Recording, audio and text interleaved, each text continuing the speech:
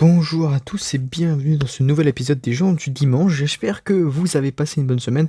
Nous nous excusons, malheureusement nous n'avons pas eu le temps de faire l'épisode de la semaine dernière et mon ami Théodore s'occupera de vous expliquer la raison. Mais commençons tout de suite donc avec l'agenda de réouverture. Je pense que c'est la nouvelle la plus importante de cette semaine. C'est une période de réouverture en 4 temps. Donc la première date c'est le 3 mai. Donc le couvre-feu sera toujours maintenu à 19h, le télétravail sera maintenu. Il y aura en revanche une réouverture des collèges avec une demi-jauge pour les classes de 4e et 3e et une réouverture des lycées en demi-jauge, une réouverture des lycées en demi-jauge. Il y aura donc la fin de l'attestation pour les déplacements en journée, donc fin de la limite des 10 km. Je pense que c'était la restriction la plus désagréable, puisque le couvre-feu en soi c'est pas si grave que ça. Et aussi une levée donc des restrictions pour les déplacements interrégionaux. Je pense que c'est une très bonne nouvelle également. La deuxième étape, donc la deuxième date, le 19 mai. Le couvre-feu sera décalé à 21h.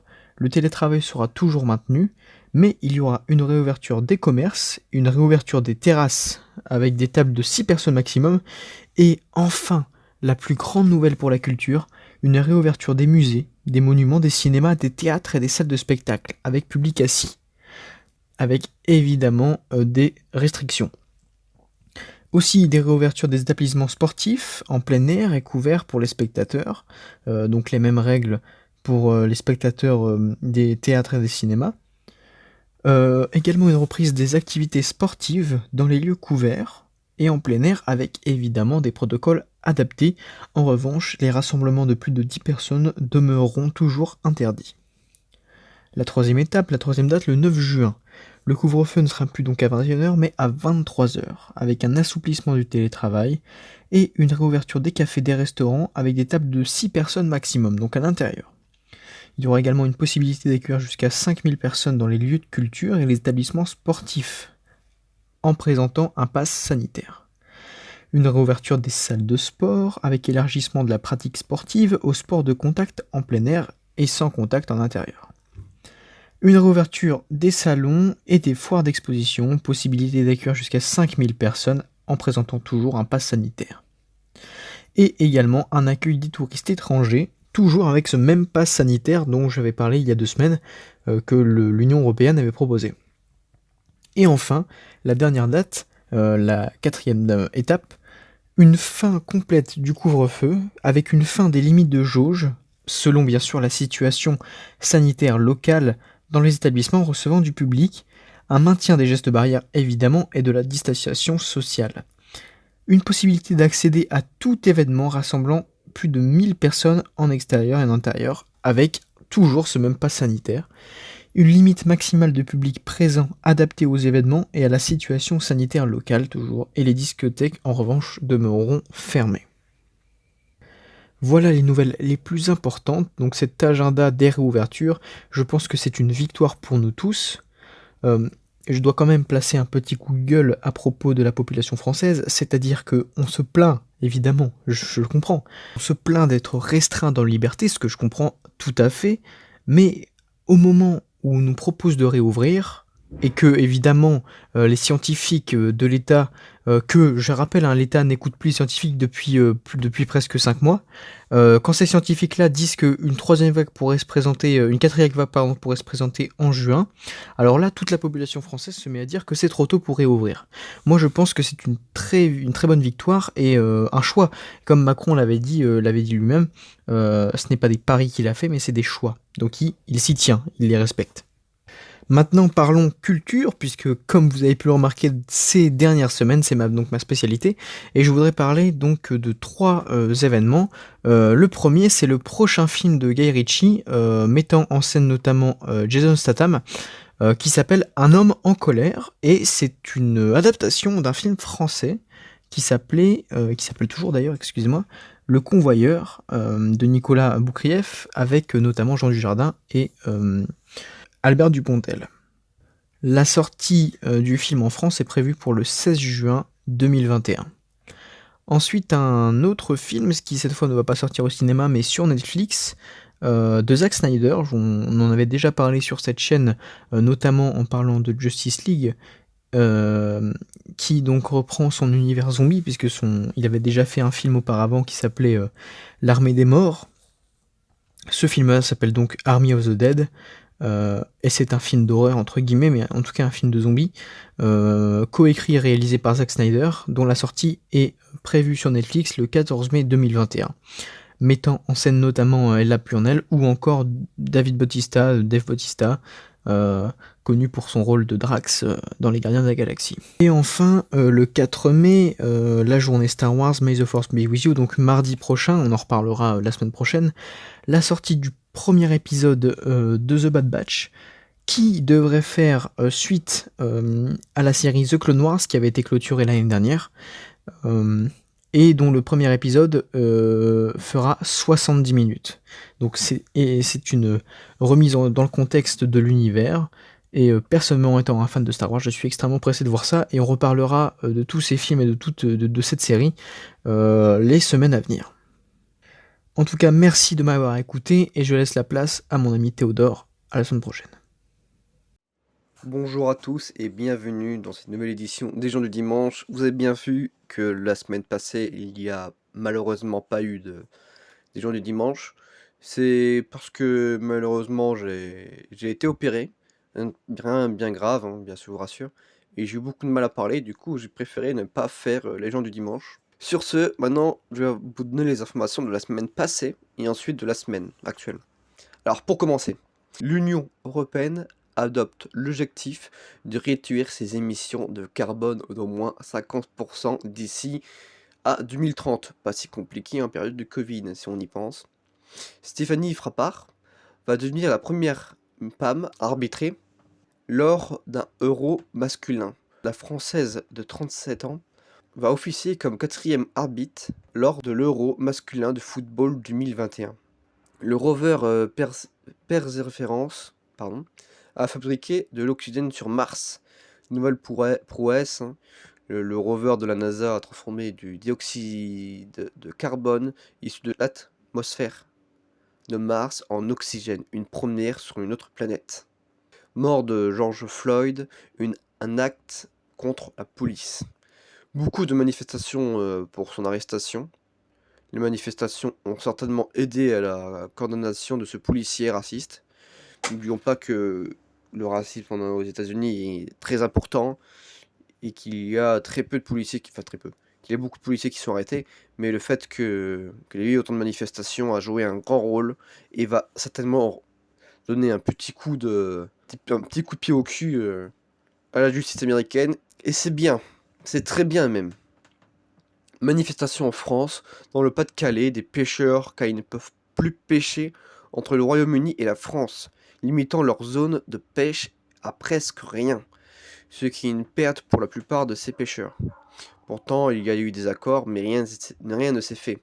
Et aussi des manifestations pour la culture, comme depuis un petit moment en fait. Des milliers de manifestants contre la réforme de l'assurance chômage en France. Citation du Monde, sous l'impulsion des intermittents du spectacle, plusieurs milliers de personnes ont défilé vendredi 23 avril en France pour demander le retrait de la réforme de l'assurance chômage qui doit entrer en vigueur le 1er juillet. Nouvelle journée de manifestation contre le pouvoir en Algérie. Pour la 114e semaine depuis la naissance du mouvement pro-démocratique Irak, plusieurs milliers de personnes sont de nouveau descendues dans la rue au moment où le régime intensifie sa pression à l'approche de l'élection législative. Au commissariat de Robillet, une brève scène d'horreur. Une agente administrative a été poignardée vendredi dans l'hôtel de police où elle travaillait. Ses collègues ont abattu son agresseur, bien évidemment, mais l'arrivée des secours n'a pas permis de la sauver. Évidemment, c'était pas vendredi mais vendredi passé. Cette bataille fait écho à des captures d'écran devenues virales l'année dernière. Le combat a été prévu aujourd'hui dans le Brebaska, Paris tenu pour les Josh Wayne. Des milliers de personnes s'appelant Josh Wayne se sont donné rendez-vous aujourd'hui pour se battre et déterminer le seul à pouvoir garder son nom. Tous les autres devront changer. USA. Évidemment, ce n'est pas aujourd'hui du coup, mais c'était une semaine passée et c'était cette information vient de Médias Avenir sur Twitter. Maintenant cette semaine, Joe Biden veut passer à l'offensive. Le 28 avril, Biden a fait une déclaration accompagnée de 2 femmes politiques derrière lui. Une première, il souhaite changer l'âme de l'Amérique et les mentalités. L'Union nationale des lycéens, UNL, a appelé à bloquer les lycées à partir de lundi pour demander la validation du baccalauréat en contrôle continu, avec l'annulation du grand oral et de l'épreuve de philo. France Info, bac 2021 bien évidemment. Cette information vient de Médias Avenir. Les lycéens du privé se vantent d'avoir été 100% présentiels pour valoriser leur dossier sur Parcoursup. Cet élément ne peut constituer en aucun cas un critère d'appréciation, a affirmé le ministre de l'Enseignement supérieur, LCI. Bon, bien évidemment, on a des doutes sur ça. On sait tous que les écoles supérieures choisissent ceux qui veulent, enfin, les personnes qui veulent. Et bon, c'est quand même un grand argument, ce qui est assez honteux. 3000 personnes ont participé à une soirée test dans une discothèque de Liverpool le 30 avril. Les participants ne sont pas masqués, mais ont dû fournir la preuve d'un dépistage négatif à la Covid. Le Monde. C'est sympa de refaire des tests, même si on sait tous que le test n'est pas à 100% sûr, parce qu'il a la variante française, ou c'est appelé la variante de Bretagne. C'est en fait, petite anecdote, la variante de Bretagne, si je ne me trompe pas, j'ai peur de dire une connerie sur le nom, moi j'appelle la variante française, du coup, excusez-moi, est appelée comme ça en France, sauf que les autres pays appellent la variante française. Ce qui est un peu plus, disons, régional pour nous, et pour eux, c'est plus. On s'en fout de savoir où est la Bretagne. Bref. Des milliers de poissons ont été retrouvés échoués sur les rives du lac Karouan, en Liban. Les autorités envisagent 2 hypothèses sur cette catastrophe écologique. Soit la pollution du lac est trop intense, soit un potentiel virus est apparu. Paris Match. Un homme de 25 ans a été placé en détention pour le viol d'un garçon de 9 ans. Il aurait avoué ses actes sous la pression d'une dizaine de personnes avant d'être tabassé et déposé devant le commissariat de Montbéliard. Le Figaro. C'est justice rendue, d'après certaines personnes, sauf que malheureusement, d'après la justice française, il a pu être avoué de choses qu'il n'a pas voulu avouer, parce que il était avoué sous la pression, sous des menaces même. Du coup, ça a un peu changé la donne. Alors ensuite, au moins 45 personnes sont mortes et 150 blessées, après une bousculade géante lors d'un pèlerinage religieux en Israël. Il y avait des dizaines de milliers de juifs ultra-orthodoxes, d'après Le Monde, et ça s'est très mal passé. La raison reste inconnue, il y a des théories et une critique sur la sécurité de l'événement qui est présent tous les ans. Évidemment, quand il y a un accident, il y a une critique. C'est vrai que la sécurité était assez exagérée. D'après les plusieurs interviews, les secouristes étaient présents, sauf qu'ils ne s'attendaient pas à ça. Ils s'attendaient à quelques personnes qui tombent dans les pommes, comme à des événements ordinaires, lors de recueil, etc. Hors de période de Covid, bien sûr. Maintenant, jeux vidéo. La semaine passée, Jeff Kaplan, un cadre de Blizzard et visage d'Overwatch, démissionne. Le responsable du jeu de tir a annoncé son départ de l'entreprise sans donner d'explication. Il a eu à travailler durant près de 19 ans sur Overwatch. My Hero Academia The Strongest Hero arrive sur nos mobiles européens. Lancé en 2014, My Hero Academia présente déjà plus de 50 millions de tomes vendus à travers le monde, un succès qui a pour conséquence plusieurs saisons de l'anime. Et de nombreuses adaptations en jeux vidéo a été faites. La prochaine, attendue sur mobile, arrivera à partir du 19 mai sur iOS et Android. Les joueurs européens, à l'exception de l'Irlande l'Irlande du Royaume-Uni et de la Scandinavie, vont pouvoir y jouer. Super Nintendo World, le parc Universal, est déjà fermé. Même Mario va devoir se confiner après des mois de galère et d'autres reports. Le Land Super Nintendo World avait réussi à ouvrir en mars, mais face à la dure réalité du moment, même le plus fort des plombiers n'a pas le pouvoir d'éviter la fermeture de son parc à thème. Pour petite info, il demandait des attestations non Covid pour prouver que vous pouvez rentrer dans le parc et pour pas faire de foyer de contamination. Et enfin, dernière petite news jeux vidéo et dernière petite news d'ailleurs de cette semaine. En 2020, l'industrie du jeu vidéo représentait plus de 3 milliards de dollars, soit plus que l'industrie de la musique ou du cinéma combiné. Info de BFM TV. Ce qui est évidemment assez spécial quand on y pense. Excusez-moi, j'ai oublié quelques infos. Emmanuel Macron ouvrira, là c'est infos non jeux vidéo, excusez-moi. Emmanuel Macron ouvrira la vaccination aux plus de 18 ans à partir du 15 juin, BFM TV annonce. Sur ce, je vous laisse maintenant.